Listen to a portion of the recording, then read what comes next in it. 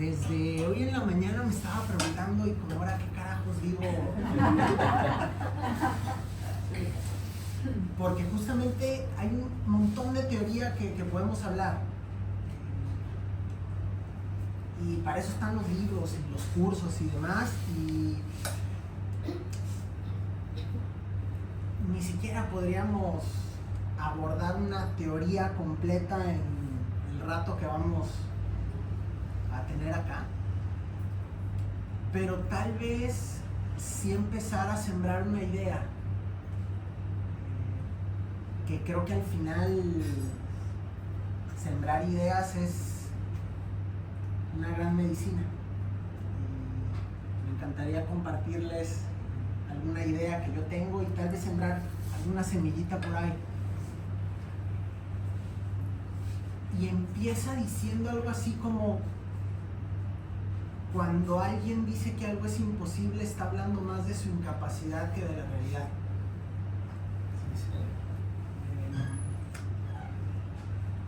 Cuando yo tuve el accidente que tuve, que es una larga historia y hay videos, a quien le interese los puede ver, no nos vayamos tan largo en eso, pero me dijeron: uy, quién sabe si vuelves a caminar, y si vuelves a caminar vas a caminar chueco, y si no caminas chueco por obra de Dios no vas a volver a correr.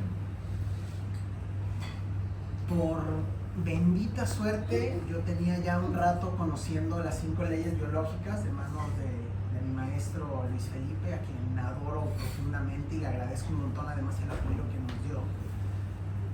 Y ya venía con esa idea. El médico dice que no se puede porque no sabe cómo. Yo tampoco, solamente yo no creo que sea imposible. Él sí. Un hijo de puta, pero un gran cirujano que... No, de verdad. Decirle a alguien, como bien dice Andrés, qué pena que tan joven pudiste tener una vida normal y ya no. Es como lo poquito que todavía tenía de esperanza, le hiciste mierda, no tiene caso.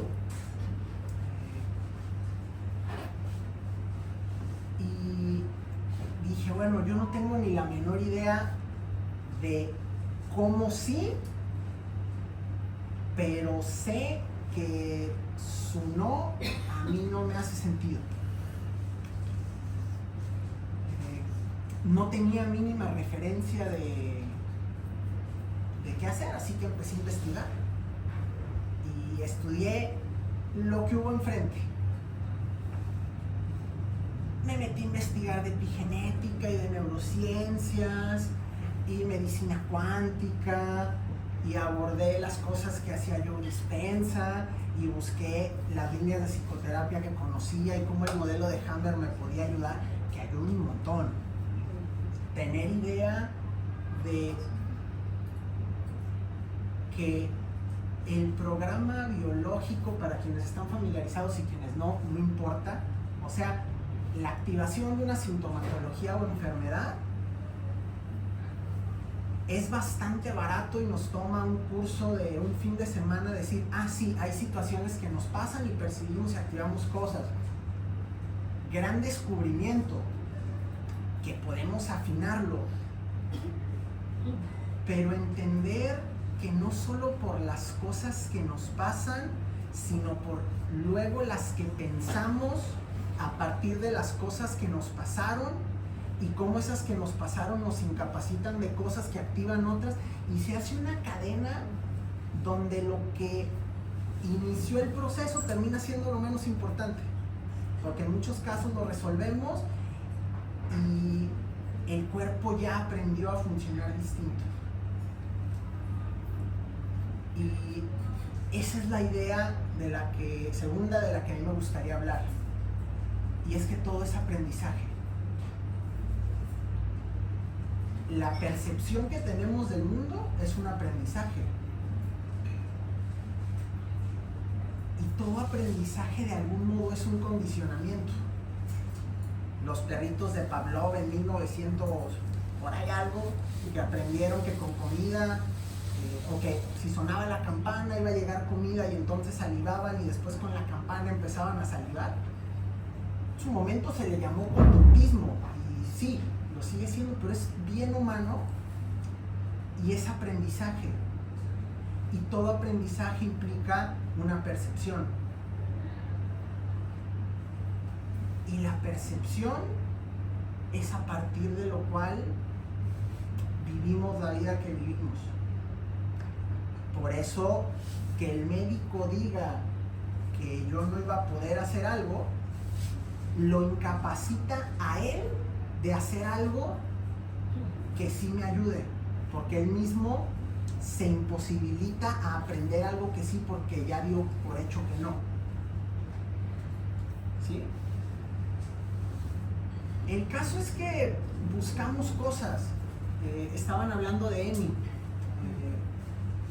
con su resonancia, con la médula cortada y luego una donde la médula está pegada. Yo no tuve nada que ver con que esa médula se pegara. Cuando yo la conocí ya estaba pegada.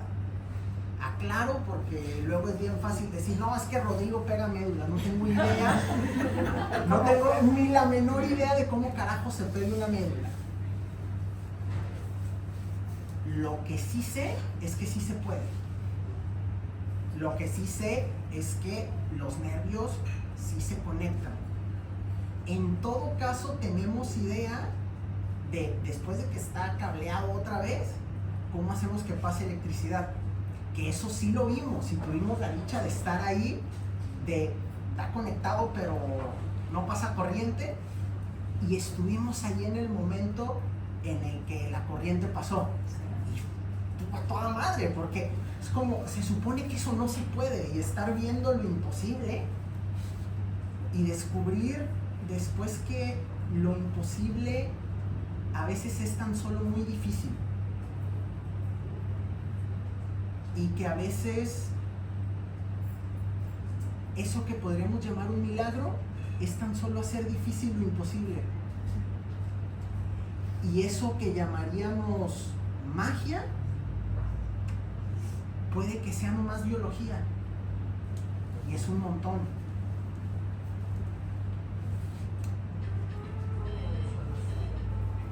Y para mí la biología nos habla a partir de un número desconocido, porque no sabemos por dónde se va a sentir, no sabemos por dónde se va a reflejar. A ciencia cierta no sabemos qué es lo que activa y desactiva. Vagamente decimos que es la percepción, pero es muy limitado. Es demasiado limitado pensar que solo porque percibí ya pasaron una cascada de 1.000.000 de cosas, y alguien que percibe exactamente lo mismo tiene una cascada completamente distinta. Es bien complejo. Pero hoy sí sabemos que la biología está viva, aunque suene redundante. Y lo digo porque todo lo que está vivo tiene un movimiento. Y el trabajo que vengo haciendo se basa en eso, en el movimiento. Y en el movimiento que quedó interrumpido.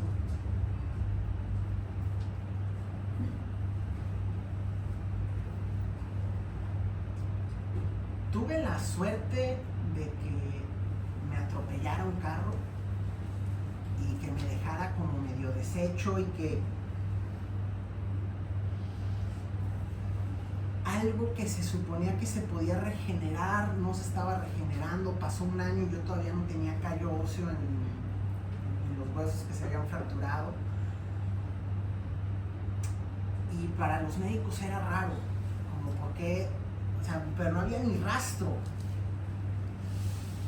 Yo desde las 5 leyes sabía que estaba pues en una activa, porque no me podía mover, y que me iba a empezar a generar callo óseo hasta que me pudiera mover, pero no me podía mover, entonces no lo podía generar. Y era una redundancia donde además estábamos en pandemia, yo estaba en un cuarto encerrado donde además no dejaban que llegaran visitas conmigo porque se me iba a infectar, no sé qué, una locura. Entonces estaba solo y estaba atrapado y sin salida de un cuarto de 3x3 o 2x2. Y sabía que todo ese engranaje de sentirme solo y sin escape, además sin poderme mover, sumaba a que no se generara el callo óseo. me sirve saber toda la teoría. Digo, sirvió de un montón, porque si no lo hubiera sabido, me hubiera desesperanzado y me hubiera ido al carajo. Por suerte, al menos la teoría la tenía. Y a partir de ahí, vemos qué hacemos. Uno de los propósitos de esta plática, que Andrés me lo ha mencionado un montón y te lo agradezco, Rodrigo, la mayoría de la gente que te conoce en Argentina es por el trabajo con las medicinas sagradas y no por el trabajo que ya no me atrevo ni a llamarle psicoterapia, porque no sé si es más que eso o menos que eso, pero psicoterapia no es.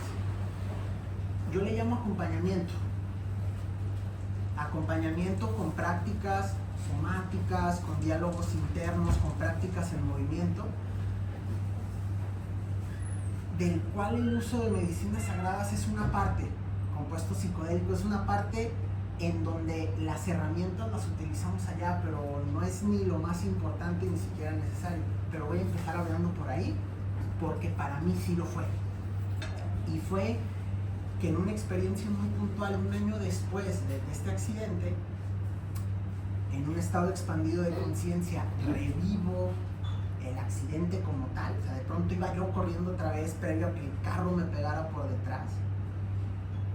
Revivo todo el impacto y después me sacudo como animalito y me pongo a llorar y todo un drama que sucedió por horas.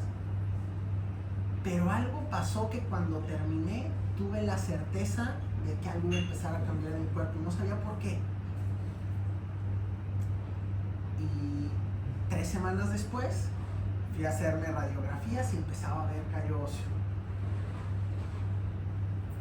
Y ahí surgió una idea que yo pensé que había descubierto algo,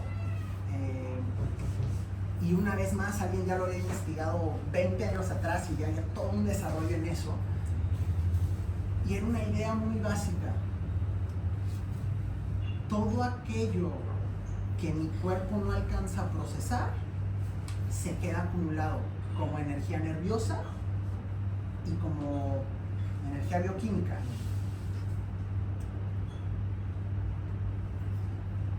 Ahorita vuelvo ahí. Si Andrés me está mirando feo y lo veo grande, estamos de acuerdo que me rompe. ¿Qué quiero? Salir corriendo. El segundo en el que percibo que tengo que salir corriendo, ya hubo toda una cascada desde el centro de mi cerebro que dijo corre. Y toda esa cascada bioquímica y toda esa cascada nerviosa activó músculos y puso todos los elementos para que yo pueda correr. Hay contracción muscular, yo le llamo contracción facial también. La fascia es ese cuerito que está alrededor del músculo, que en general se decía que era nomás ahí el pellejo que le sale a la carne, y hoy sabemos que ahí está el meollo del asunto, es donde están esas fibritas, esa conexión, donde se registra un montón de información. La memoria, digo yo, no está puntualmente en el músculo, sino en la fascia. Es la fascia la que queda contraída de determinado modo, que es la que guarda la memoria, la que guarda ese movimiento que no se dio. Pero iremos a eso también. Yo corro peligro, salgo corriendo. Y cuando llego por allá, escapé. Y me relajo. Pero toda esa activación fue utilizada para los fines para los cuales fue creada. Entonces cumplió su función. Si me quedó algo porque Andrés se cansó pronto, porque sí le ganó correr, él me mata, pero yo corro y no creo que me alcance. Entonces yo pensé que tal vez a 1 kilómetro iba a dejar de correr. Dejé de correr al medio kilómetro, quedó carga en el cuerpo. Y a lo mejor en un sueño por la noche soñaré que corro y me sacudiré un poquito, se acabó. Se descarga. Los animalitos, cuando los muerden, están en peligro de muerte, incluso se ponen tiesos como si estuvieran muertos, y si los sueltan y logran sobrevivir, se sacuden, porque liberan esa carga que se acumuló y que no fue utilizada.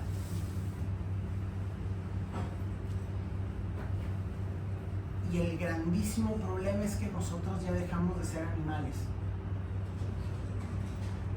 y nos quedamos tiesos, pero ya no nos sacudimos. Y todo eso que nos sacudimos es una gran cantidad de energía que nuestro cuerpo no está preparado para sostener en periodos largos de tiempo.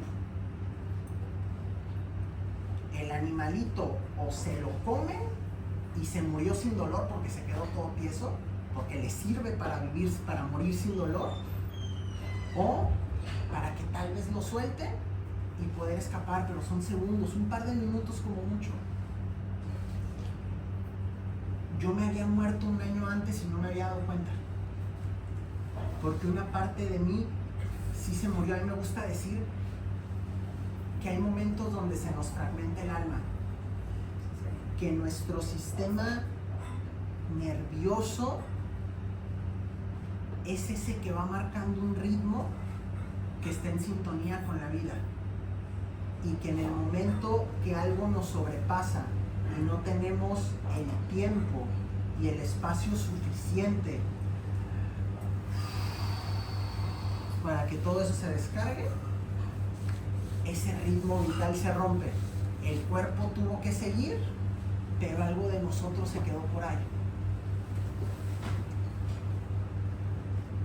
Y queda un montón acumulado en el cuerpo. Y toda esa carga acumulada en el cuerpo impide que cualquier proceso reparativo se dé. ¿Por qué? Porque es primero la supervivencia y luego la reparación. Ningún animal en su sano juicio se va a tirar y dejar que arranquen los procesos reparativos, donde vendrán inflamaciones, tal vez ayuno, tal vez dormir mucho, etcétera, en un contexto peligroso. Y yo creí que había descubierto eso, que podíamos empezar a elaborar prácticas para ayudarle a los sistemas de la gente a que descargaran, y que poquito a poquito el alma les empezara a regresar al cuerpo y volvieran a entrar en ese pulso vital y se dieran los procesos que no tenemos ni la menor idea de cómo funcionan, pero que permiten que el organismo se autorregule.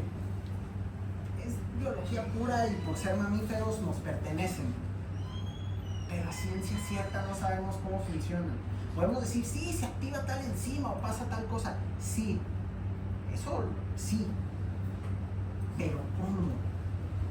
¿Dónde empieza? Y tiene que ver con algo mucho más sutil que tendrá que ver con una percepción, pero hay quienes estamos en contextos seguros y seguimos percibiendo el peligro, porque nos quedamos instalados en un aprendizaje, cosa que el animal no hace. Y luego decimos que los animales son subdesarrollados. A los que veo sufriendo somos a nosotros. Y realmente el mundo sin los humanos funcionaría mucho mejor, porque somos los únicos que vivimos fuera de nuestros propios ritmos. Estamos completamente desintonizados. El caso es que yo me sacudí, descargué algo y la cosa empezó a funcionar. Hasta ahí era un tema de hagamos descargas. En el tiempo descubrí que ya no somos animales normales, sino somos animales humanos o humanimales, como dice un amigo de México, Eric Bernal, que si no lo conocen síganlo porque es un crack en lo que hace. Y nosotros, por esos aprendizajes que tenemos, también tenemos pensamiento. Y esa es otra agravante re complicada. Porque para el ser humano el pensamiento no es menos real que la realidad. No lo vemos, pero tiene efectos bien parecidos a la realidad. Ojalá mi pensamiento fuera positivo en toda su profundidad y generáramos cosas bien positivas, pero no estoy inventando nada, eso ya lo dice Bruce Lipton con toda la visión epigenética. El tema es que no es un tema positivista, de decir, sí, yo me voy a sanar. No, si traes mierda acumulada en el cuerpo, y si traes historias, y si traes creencias, que hay una percepción primitiva de que la cosa no está bien, nos podemos contar historias, no va a cambiar. Y no lo digo yo sé que lo puede decir cada uno de los que estamos acá. ¿Sí? El caso es que para medio desgracia nuestra, tenemos muchos aprendizajes muy primitivos, muy primarios, desde cómo aprendimos nuestras relaciones básicas de apego con mamá y con papá, y que aunque hoy esas relaciones puedan estar acomodadas, si yo ya aprendí es que en la relación me van a usar, no es que yo lo esté pensando, pero entro sin darme cuenta con ese uniforme a una relación y me pongo de modo para que eso pase, y eso detona, porque todo lo que yo empiezo a hacer, lo que empiezo a pensar, siempre detona en una respuesta biológica, o sea, nerviosa y química, lo cual llega a nuestras celulitas y activa como dice este señor de la epigenética, hace una activación para que ciertos genes se expresen y otros no. Y por eso le llamó, digo yo, la biología de la creencia. No la biología ni siquiera de la conducta. No la biología ni siquiera del pensamiento, que medio podemos pensar conscientemente a voluntad algo. Puedo decir, Andrés es bueno.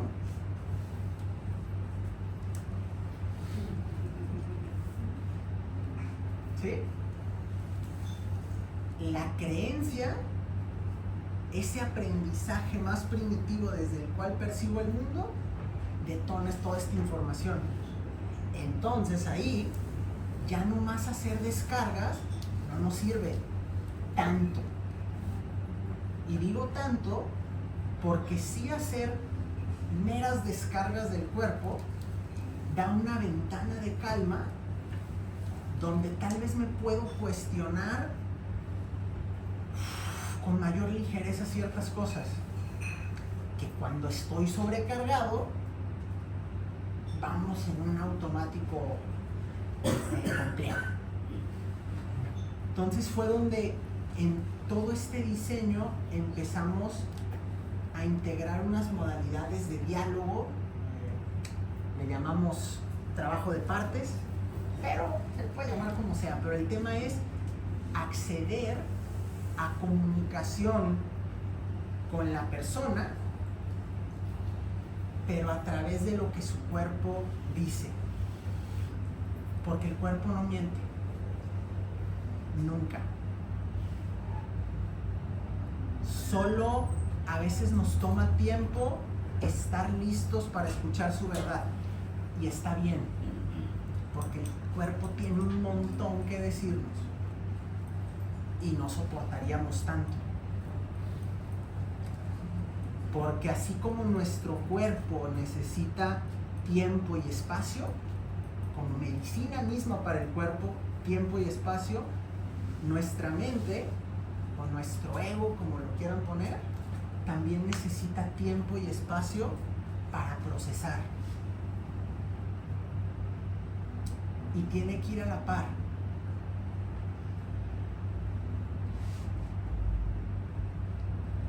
qué diferenciaría esta parte de diálogo con la persona o con partes de cualquier diálogo terapéutico? Es que nosotros elaboramos el diálogo justamente a partir de trabajo corporal. Mismas herramientas para hacer las descargas, y ahorita hablaremos de ello, para abrir cosas que se puedan sentir y desde ahí entablar diálogos, que ahorita en un ratito haremos alguna demo con alguien que quiera para que puedan ver el trabajo más de campo. Y en esa línea eventualmente fuimos viendo que la persona vive en un sistema. Así el sistema esté en Argentina y el mono esté en China. Si el sistema está desordenado aquí y en China o aquí.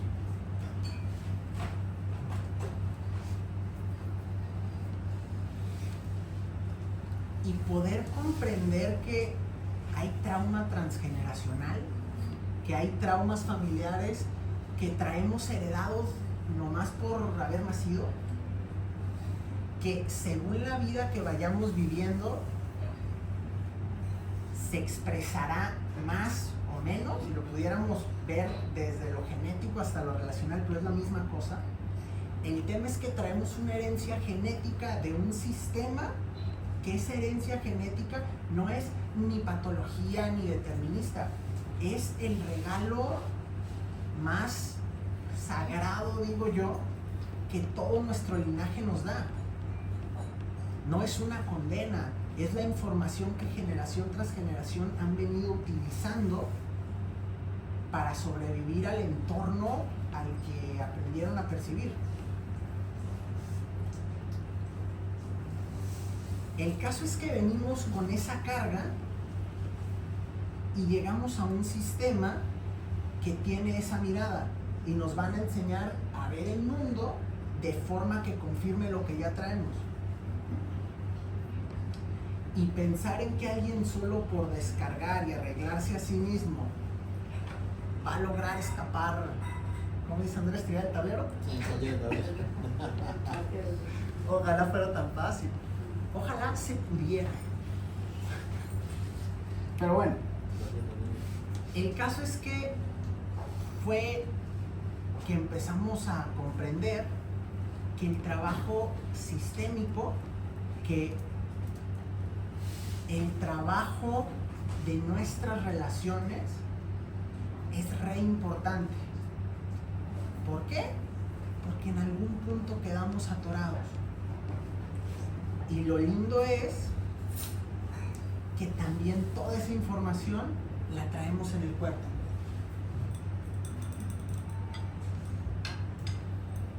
Y bueno, lo que fue solo descargas terminó siendo un sistema de intervención, si le podemos llamar así, donde trabajamos con creencias, con sistema familiar, con patrones, etcétera, pero a través del cuerpo.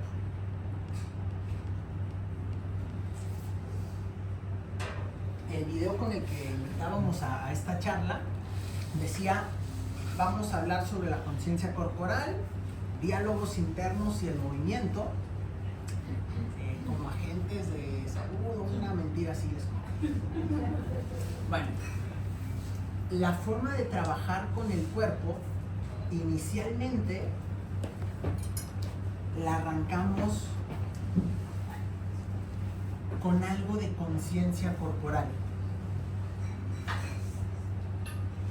¿De aquí están familiarizados con el nombre Milton Erickson? ¿Algunos? Bueno, quien no, se los recomiendo. Hay un libro que se llama Raíces Profundas y otro que se llama Mi voz irá contigo. Si les interesa la psicología, si no les interesa, no tiene pierde. Son joyas, historias bellísimas de, para mí, quién es el mejor psicoterapeuta sanador y lo que él quisiera hacerse nombrar, que ha pisado la tierra. Mi voz irá contigo. Milton, bueno, Los autores son otros, pero son libros sobre él. Mi voz irá contigo y Raíces profundas. Sí. Muchos lo conocen por su trabajo con hipnosis clínica. Y este señor, cuando le preguntaron qué era la hipnosis, decía, la hipnosis es un estado muy enfocado de atención. El tema es que el trabajo corporal, a partir de la conciencia corporal, a ver, ¿qué estás sintiendo? No, pues siento una punzadita aquí, lleva tu atención ahí. Con un diálogo específico, y es toda una técnica, porque luego nos pasa que se ve la práctica y resulta luego parecer muy fácil y ya termina siendo un desastre, no funciona. Pero en algo tan simple como llevar la atención a una sensación e ir un poquito hacia adentro, y es un estado muy centrado de atención que cumple con todos los requisitos para decir que estamos en un estado de trance, que no es una hipnosis de va, no. Es un estado donde la conciencia de estar así, bien hacia acá, porque incluso aunque el ejercicio está enfocado afuera, se está sintiendo. Lo vamos a demostrar por acá. El caso es que la sensación es el lenguaje más primitivo del cuerpo. Es previo a la emoción, de hecho.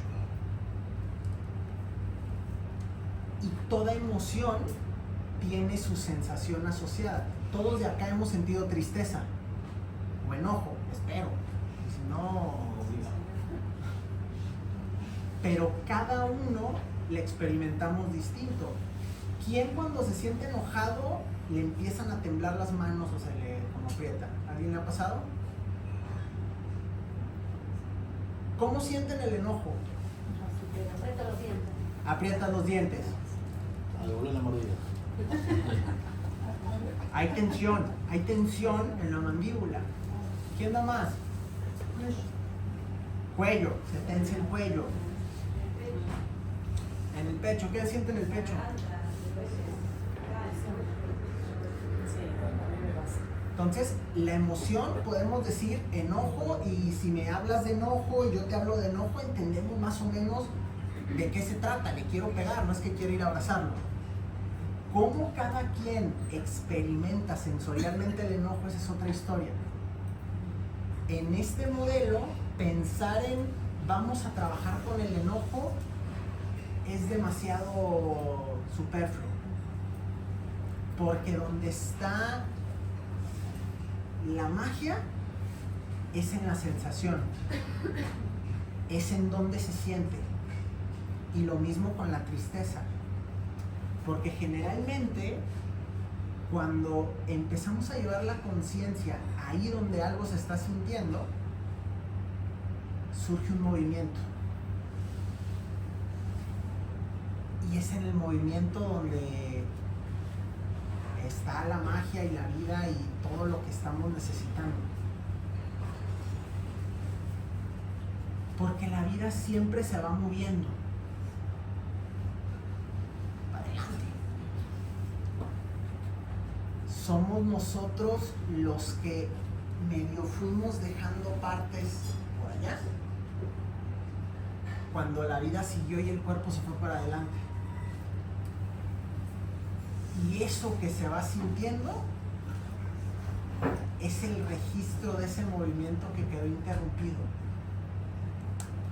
A lo mejor se siente acá porque es el grito que no le di. Muy biológico, a lo mejor acá es la mordida que no le di.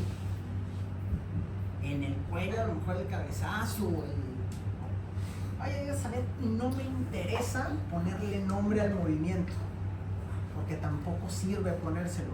O sí, pero poniéndoselo no vamos a resolver nada, sino ejecutar ese movimiento. Pero ¿se acuerdan que les decía que nuestro cuerpo y nuestra psique necesitan tiempo y espacio? Bueno, no basta con... Bueno, Porque eso va a terminar siendo un proceso catártico que resulta en una descarga que sales y dices, me cambió la vida. 3 días después, torcido otra vez. Porque todo ese movimiento que pudo quedar ahí interrumpido se convirtió en un aprendizaje de nuestro cuerpo. Y hemos escuchado por ahí que el músculo tiene memoria. Bueno, ahí como que relajar y se afloja, o puedo hacerle así, pero si no hay un nuevo aprendizaje, la memoria va a volver. Entonces, para que ese movimiento detone un aprendizaje nuevo, tenemos que traer al juego la medicina del tiempo y del espacio.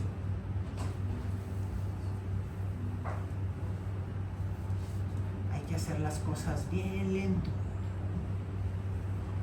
Y al momento que el movimiento se va haciendo lento, generalmente van a ir lento y cuando lento, y no podemos hacer lentos los movimientos, porque en cuanto empezamos a ir más lento, empezamos a tomar conciencia de la carga acumulada. Se siente, incluso empieza a pensar más, empiezan a pasar cosas, pero justamente el juego es en este simbólico enseñarle al cuerpo que sí puede hacer algo distinto. Y traigo ahora sí el concepto del que yo me enamoré, que es inteligencia somática. Que no hay más que decir que es inteligencia del cuerpo, pero ¿cómo la defino yo? Así como el pensamiento puede ser una gran desgracia para nosotros, yo creo que hoy lo es porque evolutivamente ya nos dieron la máquina, pero todavía le faltan muchas actualizaciones al sistema operativo de nuestra corteza prefrontal. Es decir, estamos en una etapa evolutiva donde el ser humano no está completamente desarrollado. Todavía nos falta aprender a usar la mente. Porque con nuestra corteza prefrontal, o sea, esto de aquí, dotamos el mundo de significado. Y ahí es donde nosotros podemos hacer algo diferente que los animales. El animal, por suerte, se la sacude de volada. Yo recibí en casa un perro severamente traumatizado, que su corteza prefrontal no le da mucho para meter nuevos significados. Difícilmente le hemos podido, el perro está seguro, pero cuando ve un desconocido como que medio se asusta. Antes iba a la esquina y se orinaba, ahora ya no, solo no se acerca y ve de lejos. Va a tener un lento aprendizaje y hasta algún punto va a dar, es más feliz que antes. Entre paréntesis, a ese perro 3 veces le hemos dado medicinas sagradas, lo hemos cuidado, y no sé si porque sintió seguridad, cosas le pasaron al perro y está menos peor. Pero está limitado porque yo, Andrés, a quien sea le puedo decir, no te voy a pegar. Y él entiende que no le voy a pegar. Que lo crea es otra historia. Pero ya tiene el registro de lo que le estoy diciendo. ¿Cómo le hago yo saber al perro que no le voy a pegar? Podrían decir, no pegándole. Sí. Pero no le he pegado todavía. Él no sabe que no le voy a pegar. Solo sabe que todavía no le he pegado. Porque después de varios años, porque estuvo años en un lugar donde lo maltrataron mucho, vivía en el campo y la gente de la casa les daban de comer y todo, pero a ver, yo Yo al perro lo recibí a los 2 años. Es un puto problema. Y mataba gallinas de otros ranchos. O sea, es un perro problemático. Yo también lo era. Así que nos llevamos bien. El caso es que el animal sufrió patadas por atrás, por delante, lo corretearon, seguro le aventaron piedras, de todo le habrá pasado. Es un sistema que ya aprendió que el mundo no es un lugar seguro. Y lo mejor que le podemos brindar es no hacer cosas que lo activen al punto de que él va de 0 a 100. El tema es que él ya vive con un 15% como de alerta. Bueno, el ser humano puede cambiar. Porque el ser humano puede atribuir significado. Podemos dotar de significado y esa es la magia que el ser humano tiene. ¿Alguien de acá le gusta el tarot? ¿Ha visto la carta del mago? La de Ryder. La de Ryder. El mago lo único que hace es ser canal entre el cielo y la tierra. Y yo creo que con estas prácticas de conciencia corporal, diálogo interno para atribuir significado y movimiento al cual le vamos a atribuir el significado, podemos conectar el cielo y la tierra y que se vuelva a enchufar algo ahí y que pase corriente. Sí, señor.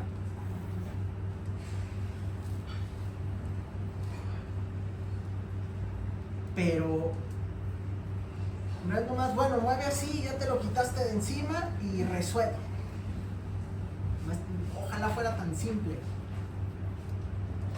Y aún así sí es fácil. Solo requiere tiempo y espacio. Que implica tomar conciencia de lo que esté, acompañar lo que sea que emerja a nivel sensorial, a nivel emocional, a nivel lo que sea, y cuando venga un movimiento, acompañar ese movimiento y ahí, en ese movimiento, que la persona sea el mago que le atribuye el significado. Yo no, porque yo ni idea tengo. No sé ni qué significado ponerle a mis cosas. Y cuando se lo pongo me sale mal. Yo conozco el truco, solo no me sale bien todavía. Pero sabemos que la gente puede dotar de significado ese movimiento y que ese movimiento sí represente el haberse quitado, el haber salido corriendo. Y ya casi cerrando para que hagamos algo y sea más divertido. ¿Tú estuviste en esa metáfora viva de Emi? Sí. La de cabeza. Bueno, metáfora viva es como ubican, ¿alguien de aquí conoce la terapia Gestalt? Sí, bueno, sería como la silla vacía de la Gestalt o la asociación libre del psicoanálisis. Bueno, la metáfora viva es la práctica de nuestro modelo porque es lo que incorpora todo, que es básicamente representar cosas. Tampoco es invento, o sea, se parecería a un psicodrama o una constelación según se le quiera ver, con un enfoque más somático y no solo familiar, sino para representar movimientos interrumpidos. Y esta chica lo que nos planteaba era el dolor que le causaba no haber podido meter las manos cuando cayó. Ella se lesionó haciendo argollas de calistenia, se levantó y de pronto se le vencieron las muñecas, se fue para abajo, no tenía colchoneta y creo que C3, C4, Sí, sí. Sí, pues, Una Sí. cosa así. no es superior y es inferior. ¿Perdón? Ella tiene lesión medular inferior. No, ¿Emi dorsal. no? No, claro, es superior. Pero Emi es más arriba. Emi es cervical. El caso es que entre todo un grupo, porque además nos gusta trabajar en grupo, porque el grupo hace magia. El grupo tiene poder y es divertido. Pues simulamos que se ponían las argollas y que se caían. Entonces entre todos la levantamos, la pusimos de cabeza y la fuimos bajando poquito a poquito, muy lento, para que ella pudiera registrar muy consciente el movimiento de meter las manos y rodar. Ahora, no porque haya hecho eso, ya camina. Bueno, ya está caminando, pero no por haber hecho eso. Sí, pero ella dice Para que recuperar. Pero completar movimientos interrumpidos de esta forma, no digo que de otras no funcione. Yo la mía la tengo jalada Y el Mai fue diseñador. y con Mai representamos un accidente de auto que de hecho fue en tu silla, ¿no? a la silla. Y por ejemplo, yo había, siempre dije, nunca más vuelvo a manejar. Y ese día dije, Junior, sí, te van a volver a manejar, quiero volver a manejar. Así que bueno, ahora me falta el auto. Pero la gana la tengo. Entonces el caso es que buscamos representar cosas para completar esos pedacitos de historia donde el alma se nos quedó por ahí. Y que la persona tenga la oportunidad de dotar de significado la experiencia. Y cuando no es un hecho puntual, ¿Cómo? y cuando no es un hecho puntual, ¿cómo completar eso? ¿Tiene que ser a partir de un hecho puntual sí o sí? No, pero miras el patrón y representamos el patrón. Por ejemplo, un tema con un papá que una y otra vez decía cosas. No, cuando no es algo repetitivo, sino que es a lo largo del tiempo, pero no es un hecho puntual. ¿Cómo qué sería? Algo que se te ocurra para... Problemas de articulaciones que van degenerando quizás, o que algo va pasando que te aparecen cada vez más, pero que no hay un patrón y no hay un hecho puntual. Ya, empezamos haciendo el trabajo, digo, no es una línea, pero empezamos con la conciencia corporal, mirando si hay un movimiento que por ahí quiera venir, y ese movimiento lo vamos acompañando y a ver a dónde nos lleva. Una de las prácticas que hacemos, por ejemplo, es si tengo enfermo el hígado o la rodilla, una buena práctica es inducir un proceso donde la persona se convierte en el hígado o en la rodilla. La rodilla mía, Sí, Bueno, y una rodilla. se rodilla. Y me acuerdo que te hiciste bolita y después te moviste y el grupo va asistiendo en lo que va pasando. Que sin el contexto lo ves de fuera y dices, porque muy científico no se ve. Pero el impacto fue posterior, o sea, Sí. no impacto. Y además- Impacto debe haber sido en el momento, pero a posteriori, cuando me pasaba, yo sentía la caricia de todos, o sea, Pero porque además fue uno tocar piensa, la rodilla. uno piensa que duele Esa su memoria pensamiento. quedó. Y el sistema nervioso también influye en tu pensamiento, porque si yo estoy activo en supervivencia, lo que yo creo que estoy pensando Sí, es una percepción de algo que yo viví. Y está ahí, y capaz que no pasa nada, pero yo estoy diciendo, me va a atacar. ¿Por qué? Porque yo lo viví, estaba oscuro, entré, no sé, se cortó la luz y me robaron. Entonces, yo acá se corta la luz y me agarra la ansiedad, por decir. Y ese pensamiento realmente no es mío, sino el sistema nervioso que me está diciendo alerta. Entonces estamos condicionados siempre, que es lo que no tiene el animal. Entonces, digo, como les decía al principio, contar una teoría que sostenga todo es re complicado, menos en una hora. Por eso se cambió la vuelta. Y como lo estoy contando son las generalidades. La formación que impartimos, que al final les puedo contar un poquito de eso, es todo un programa donde comprendemos los pormenores de, a ver, y cuando hay contenido, cuando no hay contenido, luego lo agarran lineal y todo es somática y todo es trabajo de partes, y como dice Andrés, no, hay gente que por el cuerpo no le vas a entrar, le entras más por el diálogo, hay gente que no es por el diálogo, pero sí por el cuerpo, porque no es una técnica como pasa, como paso A, B y C. Es más bien un conjunto de ingredientes que según a quién le vas a preparar la cena, los combinas. Alfita, el primer día que hiciste, Sí. una compañera que tiene cáncer, él fue a hablar con un trabajo parte y dijo la parte no quiero hablar. Y tuviste que te acordás, tuviste que cambiar todo. Y ella después empezó a estudiar y hicimos todo el proceso con ella. Sí, y fue bellísimo porque había un tema. Sí, una parte le habló. Sí, había un tema de mama, que la mama habló, pero no mucho, pero después el ganglio sí quiso hablar. Querían, ¿y cómo sabes que el ganglio habló? No, estaba hablando ella.